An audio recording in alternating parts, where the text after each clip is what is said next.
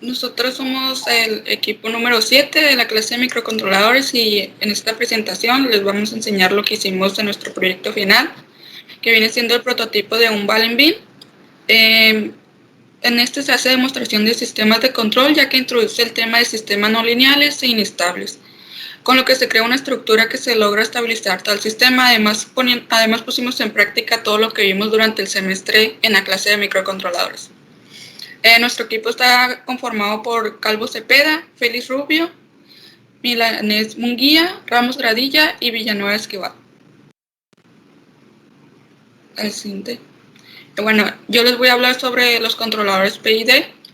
Estos se encargan de modular la señal de control de un sistema en función del error que existe entre el valor medio y el valor deseado. De estos existen 3 tipos. Primero que nada tenemos el proporcional. En esta variable que se maneja tiene un output del controlador en función al error que presenta el sistema. Su desempeño es limitado y se tiene un error considerable en régimen al permanente. Comparando esto con nuestro proyecto, el ball and bean, se encargan que si la pelota o el objeto que tenemos está a una distancia corta del sensor, con un error de 0, no hará mucho cambio. En cambio, si la distancia entre el objeto y el sensor es larga, en la velocidad al actuar, será más rápido para ajustarse a un error de 0. Luego tenemos el integral. Este otorga una salida del controlador que es proporcional al error acumulado, lo que se traduce en un intervalo de respuesta. Asimismo, la acción P se encarga de notificar a la salida cuánto desplazarse cuando un error aparece, mientras que el control integral le dice a la salida qué tan rápido moverse cuando el error aparece. En la parte aplicada al ball and bean, se encarga básicamente de ir cargando el error bajo la curva, con lo que de manera estable y con poca velocidad estará regulando el sistema hasta obtener un error con valor a 0. Y por último tenemos el que es el derivativo. La acción derivativa funge como un parámetro preventivo, debido a que predice el error y emplea una acción oportuna para corregirlo. Dicha acción reacciona a la rapidez de entrada y altera la señal de salida, por lo cual actúa a la velocidad del cambio de error y la corrige antes de que el error incremente. Aplicando en sí en la teoría, se encargará de ajustar el error de manera que va ocurriendo junto con la velocidad del cambio mismo. Siguiente.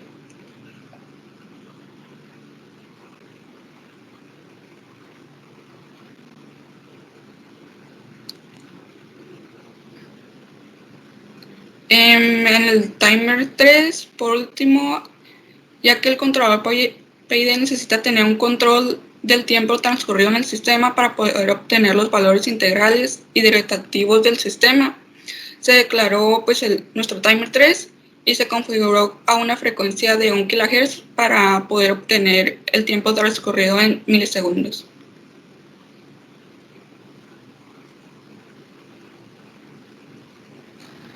Ahora les vamos a hablar del servomotor y cómo funciona.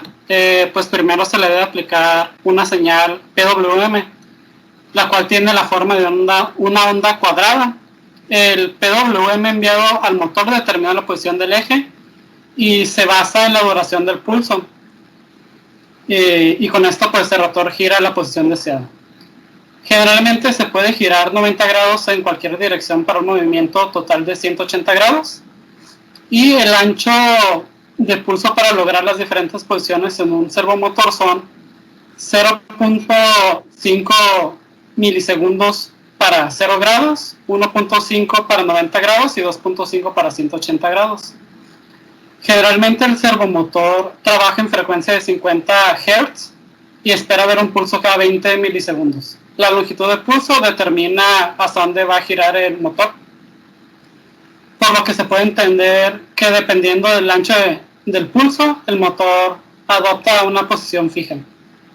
Las señales deben de repetirse en el tiempo para que el motor pueda mantener esa posición fija. Y los trenes de pulso con los que se puede mover el servomotor se puede generar por un microcontrolador. Siguiente. En la configuración del timer para el servomotor es timer 2. como dijo mi compañero, como trabaja en la frecuencia que trabaja el servomotor, se vio la necesidad de crear un timer 2 para poder tener ese control y hacer el cambio al que el servo tenía o que necesita para poder trabajar y poder tener una salida de señal de PWM. Se activó el canal 1 con el nombre Time 2. Se creó una, pues como dije, una salida PWM en el pin P0 del microcontrolador, ¿no?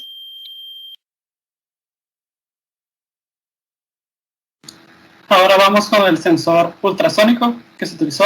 Pues igual vamos a hablar de cómo funciona. Pues el sensor mide el tiempo entre el envío y la recepción de un pulso sonoro, en el cual se utiliza el trigger para enviar una onda ultrasónica de por lo menos 10 microsegundos de señal de alto nivel. Envía automáticamente 8 pulsos de 40 kHz y detecta si hay una señal de regreso. Si la señal regresa de un nivel alto, el tiempo de salida del trigger de alta salida es el tiempo que se toma desde el envío del ultrasonido hasta el retorno, el cual es captado por el eco. Y pues ya sabiendo cuánto tarda en viajar dicha onda, se puede conocer la distancia con una fórmula, que es pues distancia igual a tiempo por velocidad del sonido entre 2. Siguiente, por favor.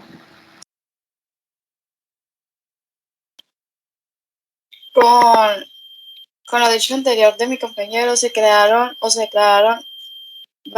varias salidas, una salida strict y una entrada más bien, que era del eco para poder tomar pues el eco que hace el sonido, ¿no? El funcionamiento del sensor ultrasónico, el pin con el que se va a trabajar, ¿no? El pin de salida, el trick se declaró en puerto P1 y el pin de entrada eco en el puerto P4. También se creó un timer, este es timer 1, este se maneja por microsegundos, acá diferencia a los otros timers. Se declaró este nuevo para trabajar una frecuencia de 1 MHz. Para esto seleccionó un reloj interno de mi controlador y se dividió la frecuencia base de 72 MHz por 72, obteniendo una frecuencia de 1 MHz, que es equivalente a 1 microsegundo.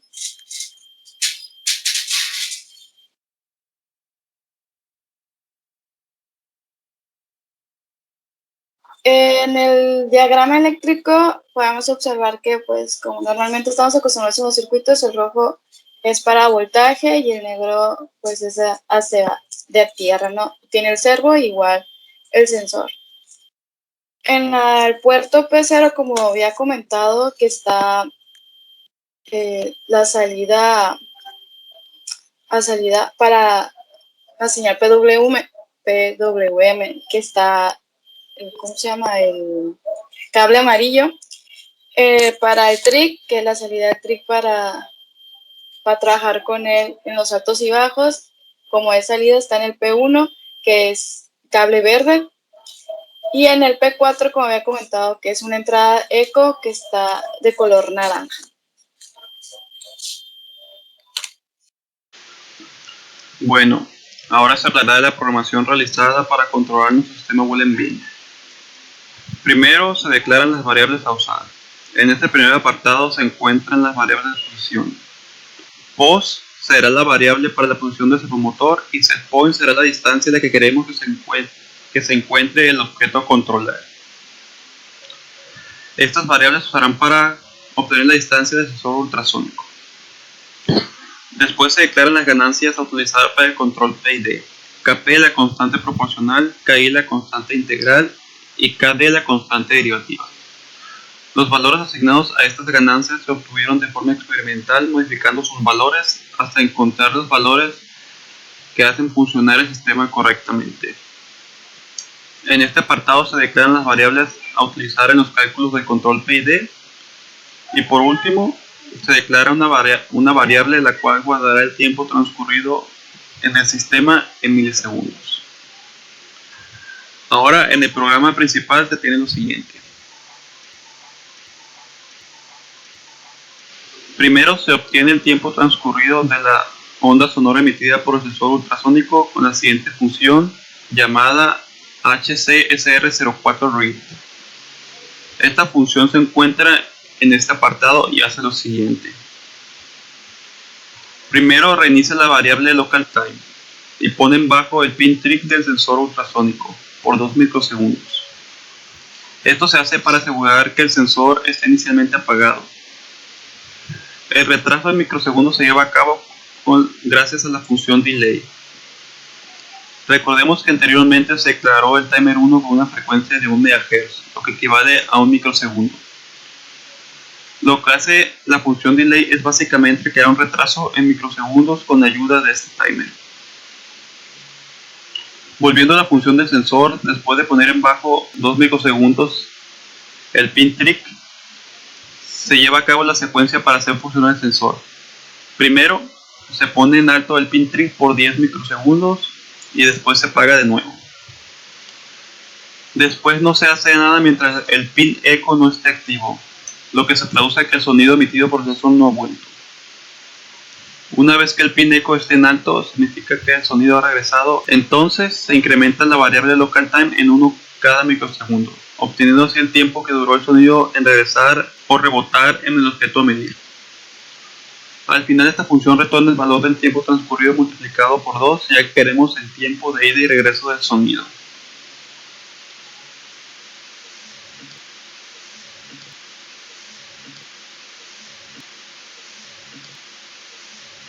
Este tiempo es guardado en la variable sensor time y con la siguiente línea de código se calcula la distancia en centímetros, multiplicando el tiempo transcurrido por 0.034 dividido entre 2. Esta fórmula ya se mencionó anteriormente. Una vez que se tiene la distancia en centímetros, vamos a pasar este valor a la posición del servomotor.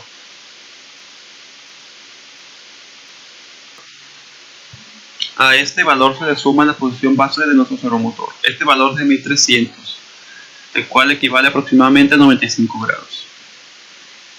Después la función PID se encarga de controlar la posición.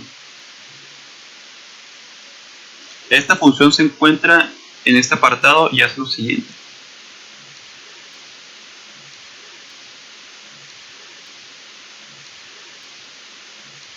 Primero se obtiene el tiempo actual con la función milis. Esta función está asociada al timer 3, el cual se configuró con una frecuencia de 1 kHz y se activaron sus interrupciones. Dentro de las interrupciones de este timer se incrementa la variable contador en 1. Al estar configurado ese timer a 1 kHz significa que las interrupciones ocurren cada 1 milisegundo. Esto significa que el contador se incrementa en 1 cada milisegundo, obteniendo así el tiempo transcurrido en milisegundos. Entonces la función milis se encarga de retornar este valor de este contador. Una vez se obtiene el tiempo actual, en la siguiente instrucción se calcula el tiempo transcurrido, restando el tiempo actual con el tiempo pasado del último ciclo del programa ejecutado. Después se calcula el error de posición restando el set point con el valor actual de la distancia medido. Se calcula la integral del error multiplicando el error por el tiempo transcurrido. Este valor se irá acumulando con el tiempo. Luego se calcula la derivada del error restando el error actual con el error pasado y dividiéndolo entre el tiempo transcurrido. Luego estos tres valores se suman multiplicando cada uno por sus respectivas ganancias y esta suma sería la salida de nuestra función de control PID. Por último, el error se convierte en el error pasado y el tiempo actual en el tiempo pasado. Regresamos al programa principal y se encuentra la función límite, la cual se encarga de limitar el movimiento del servomotor. Esto para que no se presenten fallos mecánicos en el sistema. Esta función limita a que la variable post no pueda tener valores mayores a 2000 o menores a 600, donde 2000 equivale a una posición de 135 grados y 600 a una posición de 15 grados de servomotor. Una vez que la variable POS sale de la función límite, este valor se escribe en el ciclo de trabajo de la señal PWM con la siguiente instrucción. Recordando la configuración del timer configurado para el servomotor, este trabaja a una frecuencia de 50 Hz, lo que equivale a 20 milisegundos y tiene un periodo de 20.000. Entonces, la variable POS, al estar limitada a valores entre 600 y 2000, significa que la señal PWM solo trabajará en ciclos de trabajo de 0.6 milisegundos a 2 milisegundos, donde 0.6 milisegundos equivale aproximadamente a 15 grados y 2 milisegundos a 135, teniendo así el control de posición del servomotor. Al final se crea un retraso de 100 milisegundos para que el programa corra de nuevo. Una vez que se corre el programa, se puede observar en el debugger de la aplicación que el valor de distancia está actualmente 14, lo que equivale a 14 centímetros. Ese es el valor que debe mantener nuestro sistema. Si vamos a mover, observamos que el sistema vuelve al valor de 14.